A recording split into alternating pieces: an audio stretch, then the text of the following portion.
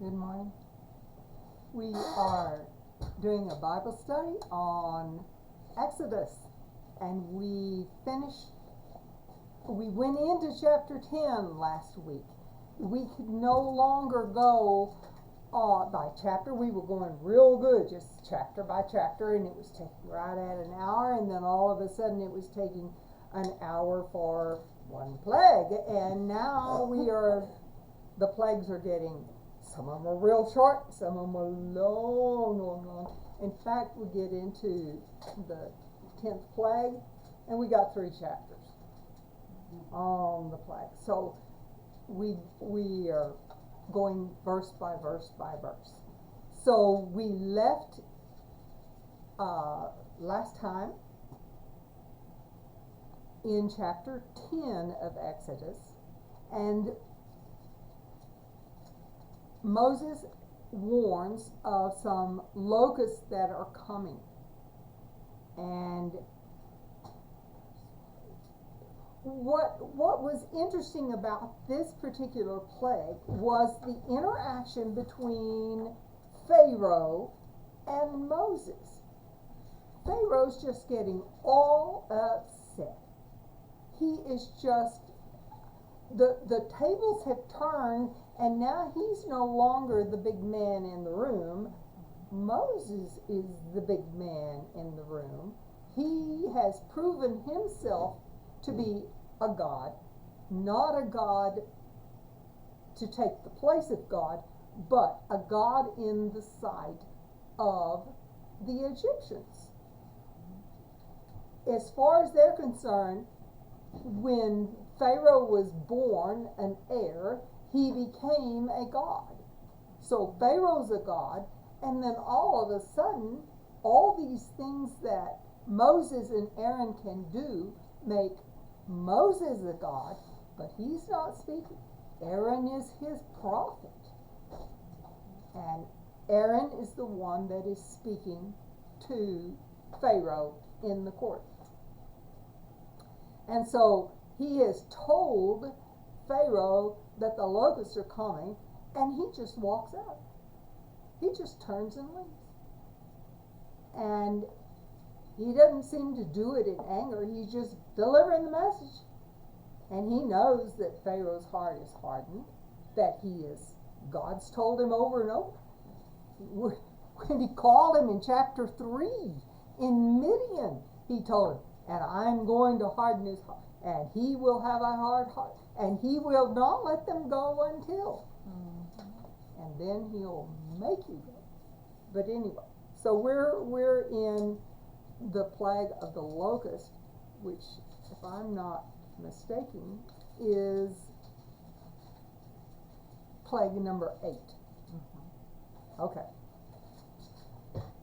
So,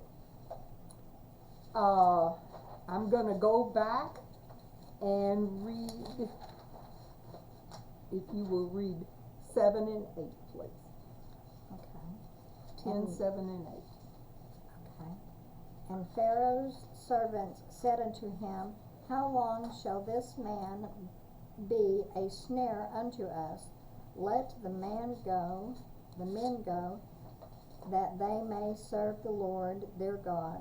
Knowest thou not ye that Egypt is destroyed? And Moses and Aaron were brought again unto Pharaoh, and he said unto them, Go, serve the Lord your God. But who are they that shall go? Okay, so the scene is Moses and Aaron came in to deliver the warning about the locust. And he said, okay, there's going to be another plague, and it's going to be locusts, and God's going to bring them, and he just gets up and walks out. I'm sure he never sat down, but he just turned and left, and Aaron followed him. And the servants are saying, how long are you going to let this happen? These people are serious. This is really going to happen, and we are being destroyed by these plagues. They are literally being destroyed. People are dying, their animals are dying, the crops are being eaten, all kinds of things have happened to destroy them economically, as well as in all these other ways, showing that their gods are no gods at all. They're totally powerless. So he said, all right, well, bring them back in. All right, well, you can go, but who is it that's going to go? And what does Moses say? And Moses said, we will go with our young and with our old, with our sons and with our daughters, with our flocks and with our herds, we'll all go. For we must hold a feast unto the Lord. Okay, notice that word, must. We must go. We must do this for the Lord. And it is everybody. It is man, woman, and child, the oldest. Well, but that's coming just a little bit later. And so it's like, no, it's going to be our oldest and our youngest. It is every single person. We must do this. This is our command from our God, and that's what we must do. So you read, do 10 and 11, please. And he said unto them, let the Lord be so with you, and I will let you go, and your little ones. Look to it, for evil is before you. Not so. Go now, ye that are men, and serve the Lord, for that ye did desire. And they were driven out from Pharaoh's presence. Okay, so now we're getting to a language that just doesn't flow off of our tongues, and there's really, it's hard to know, and especially when they put the word evil in there. Read the footnote of 8 through 11. In an attempt to forestall the plague of locusts, Moses and Aaron were brought back to Pharaoh, who immediately began an argument over who shall go. Moses' list Included everyone. it included everyone and everything they owned, since the entire nation belonged to the Lord. The word translated evil often refers to calamity or disaster, so it may be that Pharaoh referred to the trouble that the Israelites would experience if they continued to annoy him with the talk of leaving. Look out, you are about to be in trouble from me. It's right in front of you. Or he may have Or, that's one interpretation. Okay, so, or. A whole bunch of stuff Yes. in that word or. He may have been saying that what they were contemplating was bad, evil from his point of view. Pharaoh considered both the journey and the reason for it unimportant. To him, going off to worship Jehovah was just something that Moses and Aaron had contrived. Yes. So this is not a mandate for him by any means. This is, oh well, I'm doing it. Yes, I'm doing you a favor type thing. So there are different possibilities on what he meant by the evil. He could have been saying, oh, this is not good in my sight. You know, I don't have any reason to do this. Or he could have been saying, you better watch out for me because evil's looking you right in the face. All right. So Pharaoh offers a compromise. Only the men should go. And we have to assume that this was not okay. A compromise is rejected, and Moses and Aaron are driven from Pharaoh's presence. Pharaoh was mad. He is saying, he's trying in his opinion, he's trying his best to make a compromise, and his compromise is, absolutely, totally rejected, and so they just drive Moses and Aaron out. I mean, they are Moses and Aaron are okay, but Pharaoh is mad. So without further ado, Moses is told by God in the 18th record that I've got to commence the plague. Read 12 through 15, please. Okay. And the Lord said unto Moses, Stretch out thine hand over the land of Egypt for the locusts, that they may come up unto the land of Egypt, and eat every herb of the land, even all of the hail hath left. And Moses stretched forth his rod over the land of Egypt, and the Lord brought an east wind upon the land all that day and all that night, and when it was morning, the east wind brought the locust. And the locust went up over all of the land of Egypt, and rested in all of the coasts of Egypt, even grievous were they. Before them there were no such locusts as they, neither after them shall be such. For they covered the face of the whole earth, for that the land was darkened, and they did eat every herb of the land, and all of the fruit of the trees which the hail had left, and there remained not any green things in the trees or in the herbs of the field through all of the land of Egypt. Okay, there's just a whole lot going on here. Notice that Moses, in verse 12, it says he stretched forth his hand, but then when he does it, he stretches his rod. I don't know if there is any significance to that. I just know that I notice little, all these little differences that could make a difference. For instance, when we come, if I say we have an east wind, what do you think?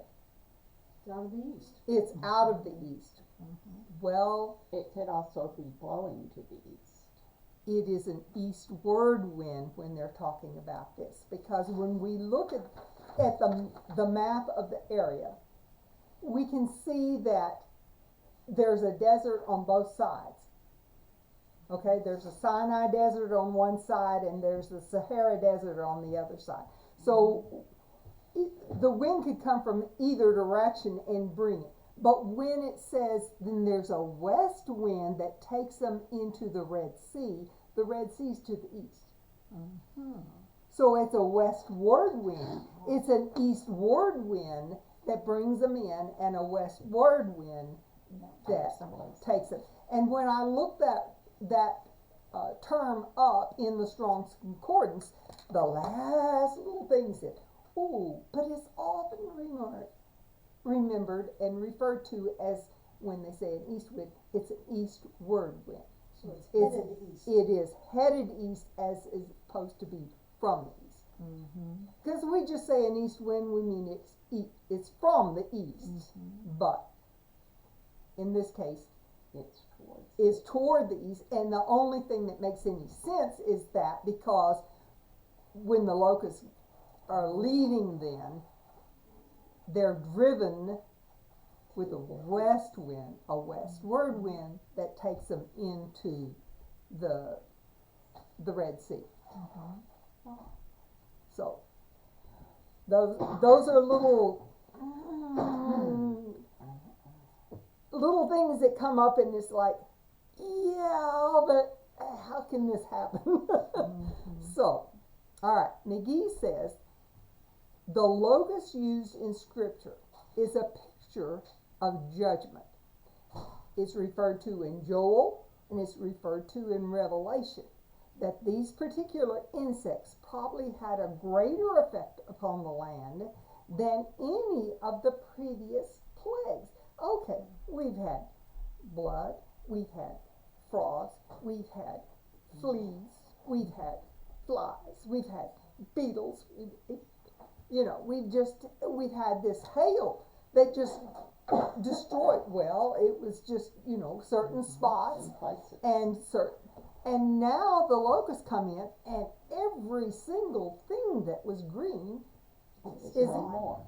one thing can be destroyed so that you can't use it, but the locusts get it where there's nothing left. There's just nothing left, and the plague of locusts still happen today. Yeah. Not only in Africa but in other parts of the world. So, Wolford and Zuck, trying to keep us on track here on a timeline. They say this plague probably occurs in March or April. So the first plague was in the end of July or first part of August, and now we're into March and April, and we know this is 8. We know the last one is Passover. We know that that's in May, June, April. April. It could be as early as March. March. So already we're in March, April. So we got the locust, and now we've got plague number 9 coming on, and then we still have plague number 10. So this is just back to back to back, right, one on top. There's no rest for these poor people. It's poor people, but they could have done something about They've had 8 chances so far. it. Worsby said, okay, if vocabulary is any indication of significance, then the locust was a significant creature in the Old Testament world, for there are at least 11 different Hebrew words in Scripture referring to it. Now, Worsby uses the word Jews, and I've been very careful to tell y'all the word Jew has not come up yet. This is not part of the Scripture. We know that they ultimately become Jews, but that is not all the Israelites. Okay, so when he says Jews, I say the Israelites were permitted to eat certain species of locust in Levi and Leviticus and Deuteronomy, and John the Baptist ate locust. But for the most part, they were hated creatures because of their ability to just strip vegetation from the area and just make it. And they did it with such incredible speed. It was so absolute. It's like, there's just a stem. There's just a twig. There's not a single green leaf left on it. You've seen what a tomato worm can do to a tomato. And the locust did that. Okay, and so, by gosh, we have Egyptian gods here, and they're helpless, and the magicians are powerless, and all Egypt is affected, but not Goshen. Not Goshen. Not God's chosen people.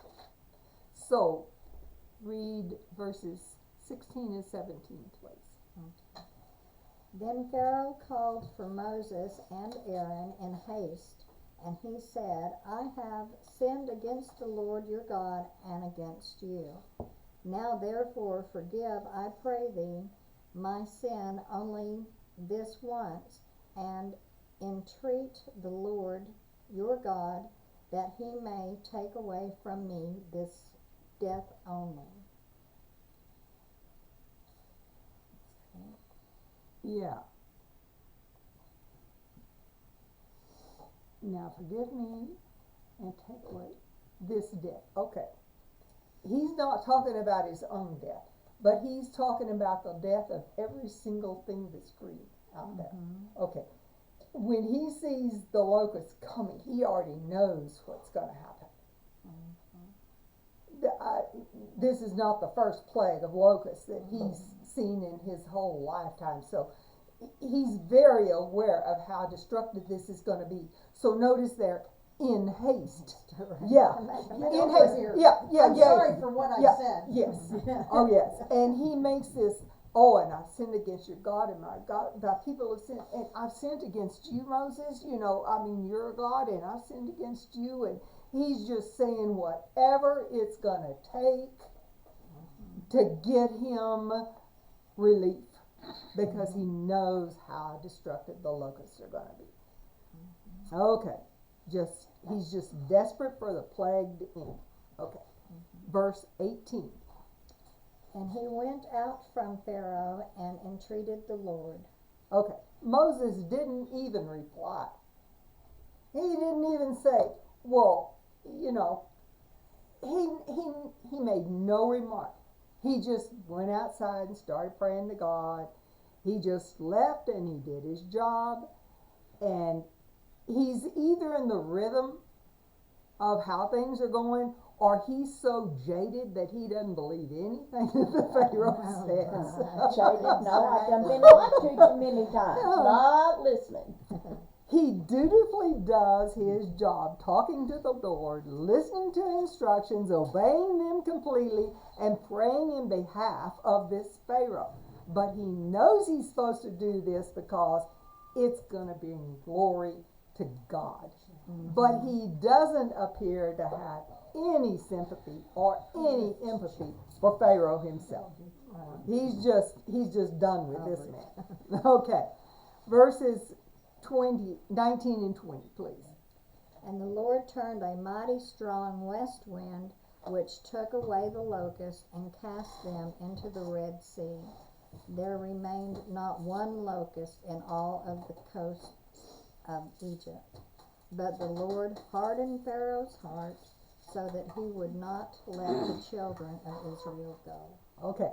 So Again. there again it says this is going to be a wind from the west that takes it into the sea.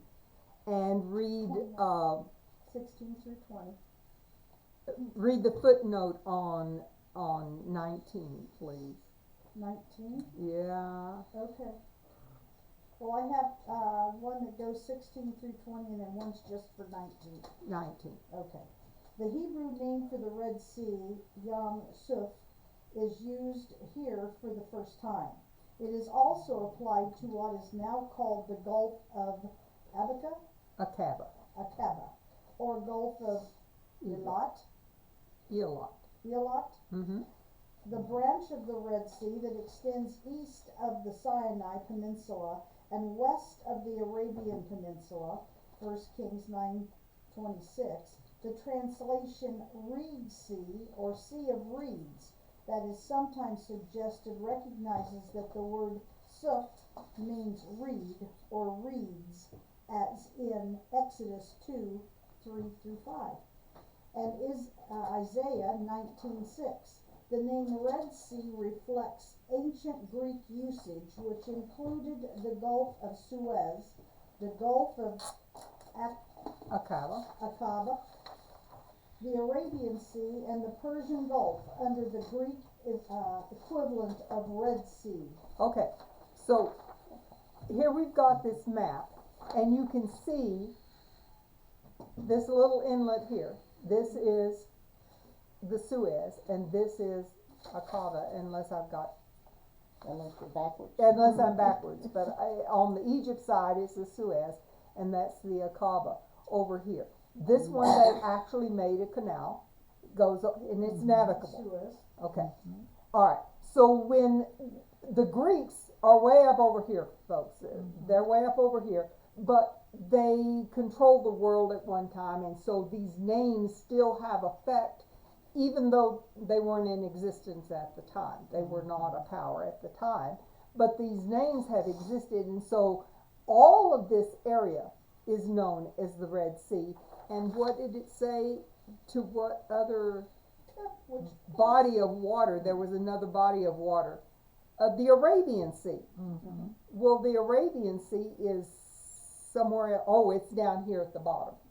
It's off the map Yeah, it's off the map. It's down south. of the Red Sea. Yes, and that whole area then was known as the Red Sea. But what's important is that this is the first time, yes, some of this is termed in the Bible, and it will come up again. It will come up. And so, especially during the Exodus, and it's like, nah, there's, okay, all right. So, the Lord has hardened Pharaoh's heart again. Sometimes he hardened his own heart, and sometimes the Lord hardened his heart.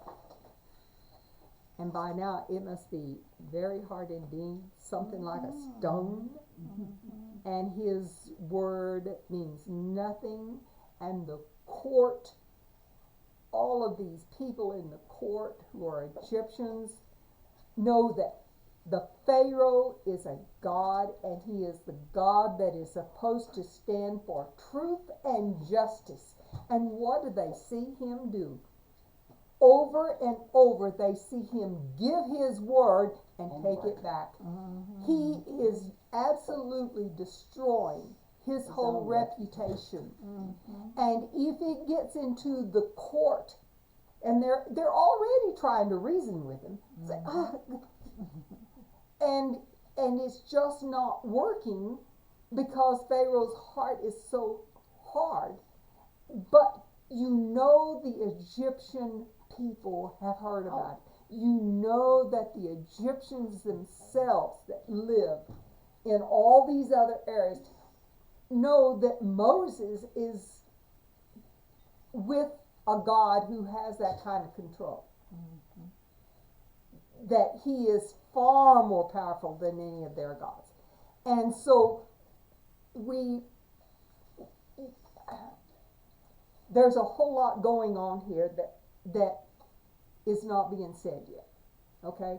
When we get a little farther on, you say, oh, and all that was going on during these plagues, and especially these last plagues. But this part ends chapter 10. No. But it ends the plague of the locust. All right. Now, the reason I want to stop here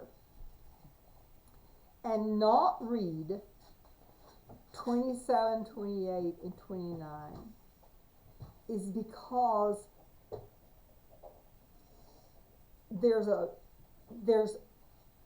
as one of the my commentator says, there's an unfortunate division of chapters. You said 27, 28, 29? This chapter ends at 20. No, The it's plague not a of chapter, darkness it's a is what? 21. It's not, 20. It's not a chapter. No, It's- the chapter 10 ends at verse 20. No. No, it ends at 29. Mine goes through 29. Oh, okay, I see. Okay. But now we have ended the plague of the locusts. All right? Yeah. Next is the plague of darkness. Okay. The plague of darkness. So there is not very much time between the plague 8, which happens in March, April, and plague 10, also in April, the Passover. And in between March and April is also the 9th plague. And imagine trying to recover from all these, yeah, And then go into complete darkness. exactly. There is no rest. And it begins plague 9 now. Now, there are only 8 verses, but this is a very complicated thing that's going on here. Read 20 through 23. Did we do that? Nope. You read 20. All right. So 21 through 23. Okay. And the Lord said unto Moses, Stretch out thine hand toward heaven, that there may be darkness over the land of Egypt, even darkness which may be felt. And Moses stretched forth his hand towards heaven, and there was a thick darkness in all of the land of Egypt for 3 days. They saw no one, not one another, neither rose any from his place for 3 days, but all of the children of Israel had light in their dwellings. Okay. He There's a, even took the candlelight. yeah. Wow. The wind, most likely, this is not an eclipse. Okay? This is not an eclipse. It couldn't have been that total for 3 days, and it certainly would have been partial in Goshen. So this is most likely a sandstorm. Okay? You feel it, and it's so total you can't move. Wow. That's the reason why they stayed in. Yeah. Yeah, and it blew out their candles. I mean, it was in they total wouldn't have darkness in their part, but Not They in- wouldn't have had candles. They were a bowl with fat in them, yes. oil, and then they would have a wick. Yes, And it and it wouldn't was, take much to blow those out. and they looked like a little genie, Yeah, but they were open on the Yes. top. a little gravy boat, Yeah, a little gravy boat, and out the spout then was the wick, and the other end where you could pour in the oil and the wick, and anyway. but they didn't even have that. They had no. No, Can you they didn't, imagine not seeing your hand in front of your face Yeah. in your own home? yeah, and the kind of the cue to me for it's a darkness you can feel. Well, if you've been in Carlsbad Cavern and you walked down and they'll turn out all the lights and it's dark and you can't see your head in front of your face, and it feels like it's creeping in, but when it says it was felt, it's like, yeah, well, sand blowing all over, you can feel that. Like sandblasted, yeah. Yeah, in your home. Yeah. And it may be filtered some, but it's still dust and dirt, and you're struggling to breathe and everything else. Okay, so I have this as the 19th time that it's recorded that God speaks to Moses. There's no warning. He doesn't go to Pharaoh and say, "Oh, by the way, this is going to happen." There's no if and then ultimatum given. It's just all of a sudden there's darkness that you could feel. And there's no opportunity to avoid it. There's none to avoid it. And so the most likely thing is that it is a sandstorm, which could easily exist, Goshen. Easily. However you explain it, it's a miracle of God. It doesn't matter. And it is aimed at their sun god, known as Ra, or Re, or Horus, depending upon what part of Egypt you lived in, okay? They were all gods that represented the sun. 24, please.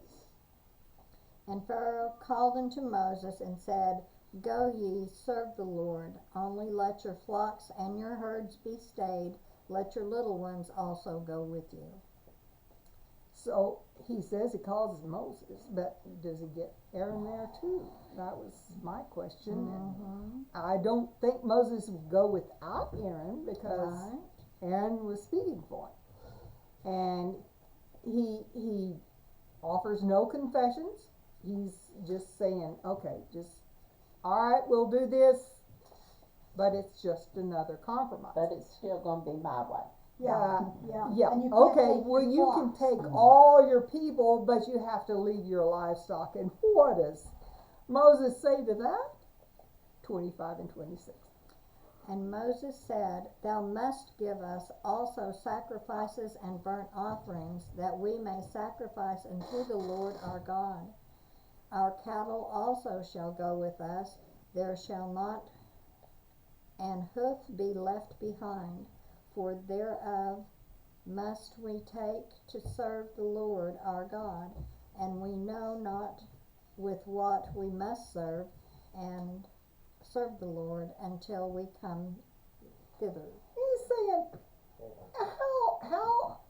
how can we sacrifice if we don't have our animals with us? And we don't know which ones until God tells us. So this is totally unacceptable. We're not going to leave a hoof behind. That's right. We're going to take every chicken, every sheep, every little one, big one, whatever thing.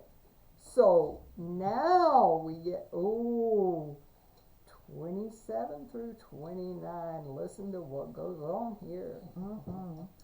But the Lord hardened Pharaoh's heart, and he would not let them go. And Pharaoh said unto him, Get thee from me, take heed to thyself, see my face no more.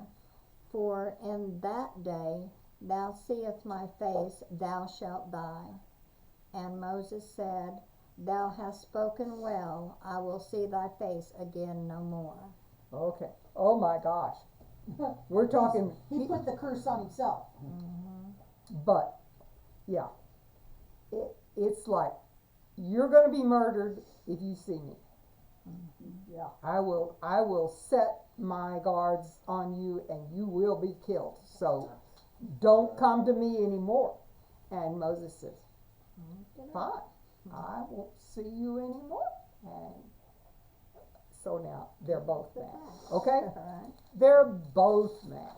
And they both say things that was, well, yes, but it's also when you say things in the heat of a moment, it doesn't work out well. For anybody. For Then anybody. or now. Anybody. And It this- just doesn't. You make statements that you're not going to fulfill, because the fact is, he did send for Moses again.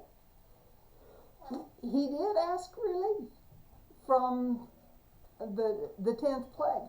I mean, it's like, be careful what you say.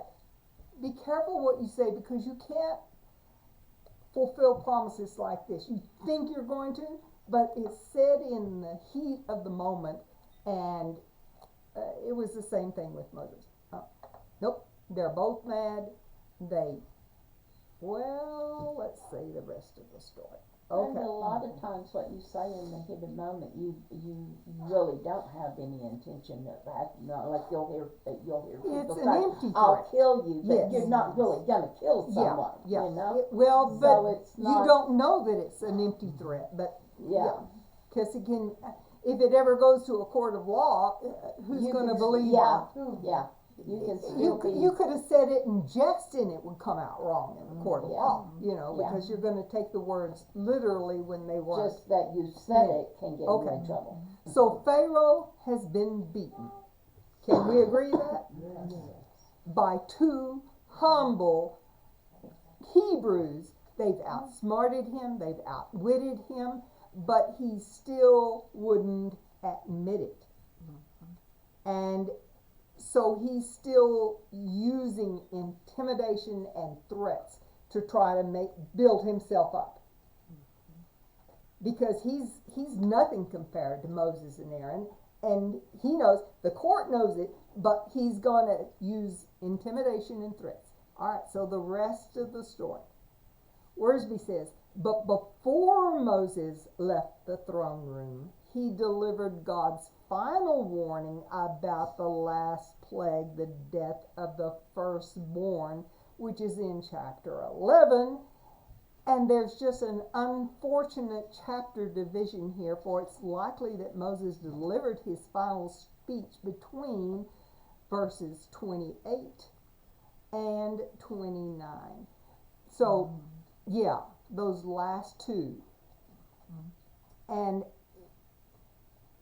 before Moses responds to Pharaoh's threat, he delivers this message. Okay? And then he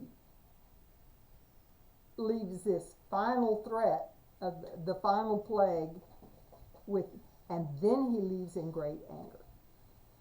Pharaoh had threatened to kill Moses, but God was going to slay every firstborn son in the land and drown the Pharaoh's crack troops. And in spite of what Pharaoh said about not seeing Moses, on the Passover night, he would again call for Moses and plead for his help. And that happens at the end of chapter 12. Well, we haven't even started 11. Mm-hmm. So a lot is happening here. Okay.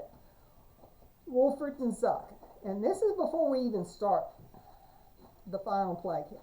In belligerence, Pharaoh ordered Moses out of his presence, and Moses calmly replied that he would never return before him again. But in chapter 12, verse 31, he asks Moses to come back. But that can be explained because didn't mean that Moses went to him. He sent an emissary, which will be the same thing. And we know that happened lots of times, Old and New Testament. So, if Moses saw Pharaoh again, it would be to announce unavoidable judgment, or it would be at Pharaoh's request to get Moses and the Israelites permission to leave the land. The Holman footnote 28 and 29. I'll sum it. They agree on one thing, that Moses' series of announcements and demands was finished. Okay? And so now we end plague 9 of the darkness, and we enter chapter 11, but this is just a section that goes with the other one. From the 3 cycles of the 3 plagues, and as if you'll recall, I think each of you has a list of the plagues, and they're in cycles of 3. And it was warning, warning, no warning. Warning, warning, no warning. Warning, warning, no warning. Okay, and then you get to the 10th one. All right. The land lay in ruins by now. By devastating that powerful nation. You have to understand, they were the breadbasket of the world, and they have nothing. There's no crops. There's nothing. And a sandstorm, when you've got no grass on the land, believe me, you can get a sandstorm that is palatable. And okay, so the hearts of the populace, guess what? They are now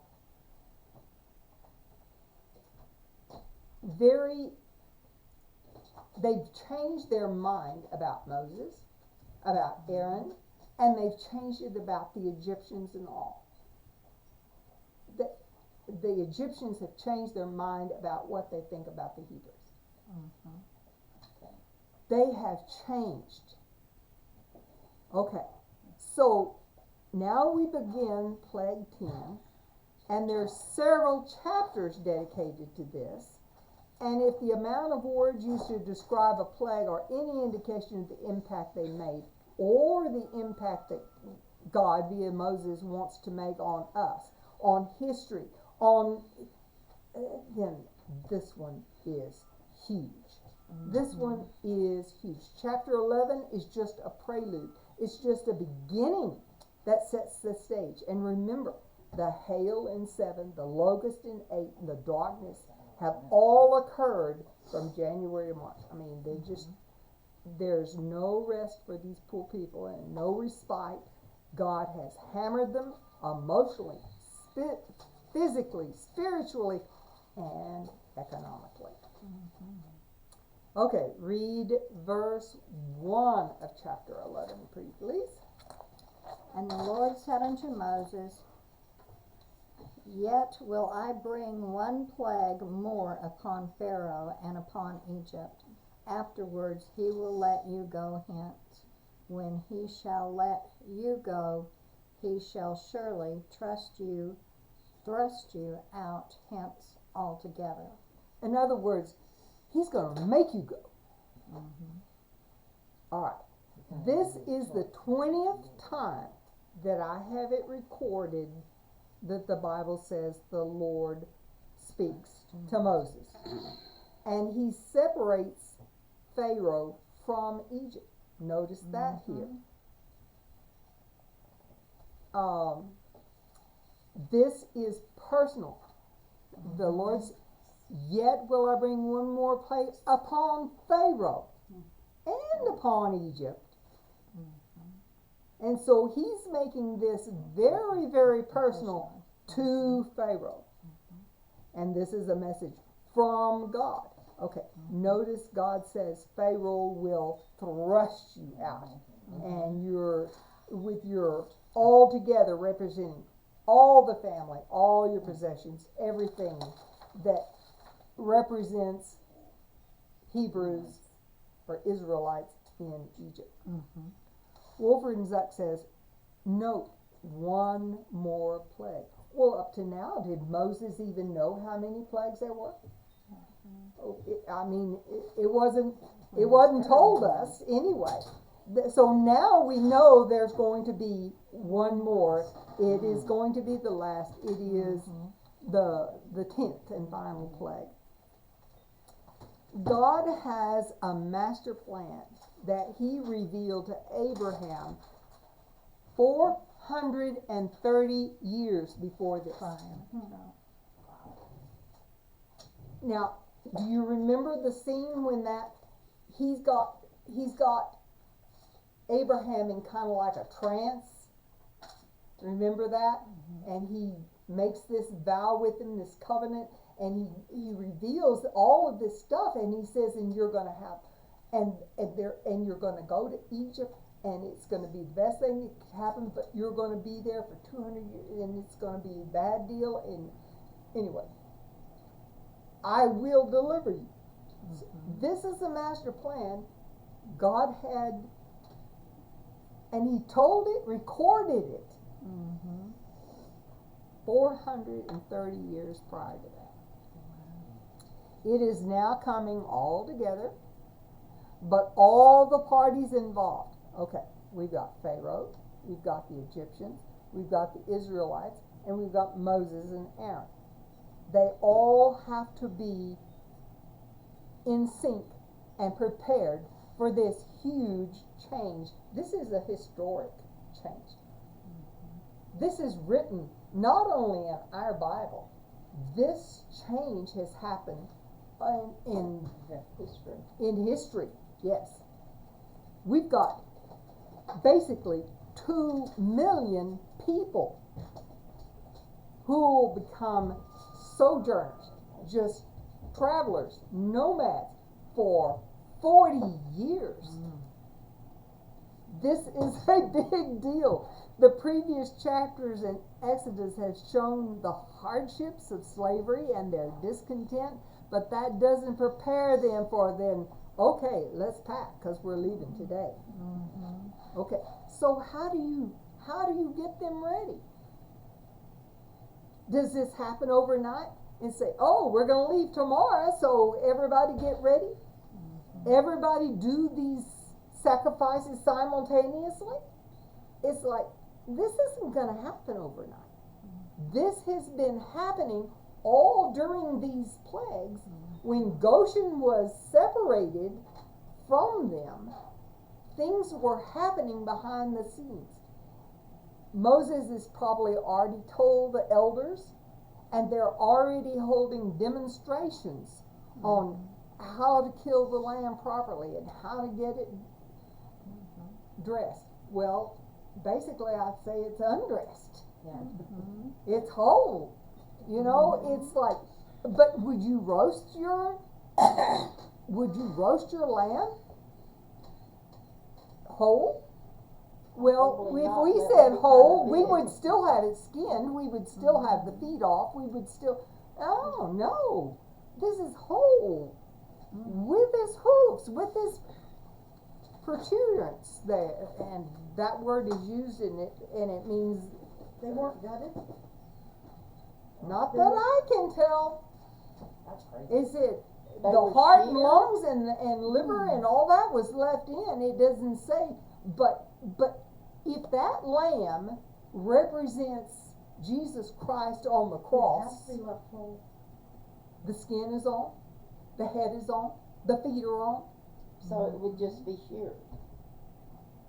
yeah, So they burn the the hide, they'll probably shave the lamb, but, you know, we're not told this, and I don't have a Hebrew scholar to tell me exactly how this is done, and how they do it today may not be like they did it then. Yep.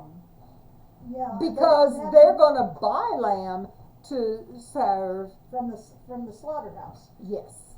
But They're this not- has to be something that they had done before. No, I'm telling you, they have not done this before. They've been just family. They've not been a nation. They've not done things as a community. And God is now gonna tell them, you're gonna change. And this is how. And this is how you are going to, every one of you individually is going to do this. But you're all gonna do it at the same time. The same way. And you're talking maybe as 1 million households. They don't learn this overnight. They don't have the internet to give you a video instruction, YouTube instruction to So say, it's by word this of is mouth. how you do it. This has to be, and if you told me, and you dress it, you get it ready, and it's like, yeah, but there's more than one way to skin a cat. Believe me, I've done it more than one way, and I would cut off, you know, even if I was leaving it whole, I would cut off the feet, but you're not gonna cut off the feet. You're not gonna cut that hoof, that ankle off. You're gonna roast this thing whole. Anyway, I'm getting ahead of myself, but what I'm trying to express is, during all these other plagues, we've got things happening. The hearts of the Egyptian people have softened toward the Hebrews. And hardened towards the Pharaoh. I think so too. Yeah. I think so too. Because they have tried to talk him into listening to Moses, but they've also seen the damage that the Pharaoh's pride has done to them as Pharaoh's people. He's not looking after his people. No, he He's doesn't. looking after his own pride. Well, and his own reputation and his own self-interest. But he is destroying his own reputation in the process of his pride. That's right. He is destroying. Anyway, there is so much going on that I just want you to understand. This doesn't happen overnight. It is written as if it happened overnight. Okay? It is said, and the 10th plague will come, and this is what's going to happen, and it all happens exactly like that as far as Pharaoh's concerned, as far as the Egyptians concerned. But when you talking about the Israelites, they have to have been working on this for months. For months. Okay. So the stage is set. Verse 2, please. Speak now in the ears of the people, and let every man borrow of his neighbor, and every woman of her neighbor, jewels of silver and jewels of gold. Okay. This appears to be God's words to Moses to be conveyed to the Israelites. Okay? It probably didn't happen at this particular time chronologically, but it is written that way for the storyline. Okay. The word to borrow, which we say is like a request or to ask someone. Mm-hmm. In this passage, it simply means that you're going to ask these people to Pour pay this you out. back wages. Oh. Oh, they've been working for nearly 200 years as slaves, For their receiving sustenance. no pay, and now they're going to ask to receive compensation for it. And people are going to open up, and they're Is that going right? to God, give them. Yes. So, all of the commentators, everybody agrees that that's what that means. To borrow means to ask for your wages. Verse 3. And the Lord gave the people favor in the sight of the Egyptians. Moreover, the man Moses was very great in the land of Egypt, in the sight of Pharaoh's servants, and in the sight of the people. Now stop and think about that. When Joseph brought his family there, nobody wanted to be associated with. Let's just put them off in no man's land out there. Okay? And Joseph was this great leader, had his own palace, number 2 man in the country, but the Egyptians wouldn't eat with him. They had a separate table. Okay? So there was always that isolation. There was never any, there was Unity. respect, But no unity. but no unity. All right. Now, they went to thinking of the Israelites as sheep, ooh, stinky people, you know. They really didn't want to be even living in the same area with them. Certainly use their labor, but we don't really want to have anything to do with them. We just use them. And so now they're saying, obviously, you've got a very powerful God, and our hearts are softened, because if you could just leave, then our life could get back to normal. Okay, so then think about from Moses' perspective. Moses was a Hebrew child, raised in Pharaoh's court. For 40 years he was educated and was groomed to be a Pharaoh. And then he becomes a fugitive. And he's a hunted man. He's a hated, reviled man. And he lived for 40 years as an expatriate in Midian. And then he's called back, and they have no respect for him. He wasn't called back, he was sent back. He, God sent him back. You're gonna go back. God called him. Yep. And so he goes back, and now the verse says, he had, what was that word? He was very great among them. He was very great in the land of Egypt, and in the sight of Pharaoh's servants, and in the sight of the people. All of a sudden, Moses, in their opinion, is a god. I mean, he has a lot of respect.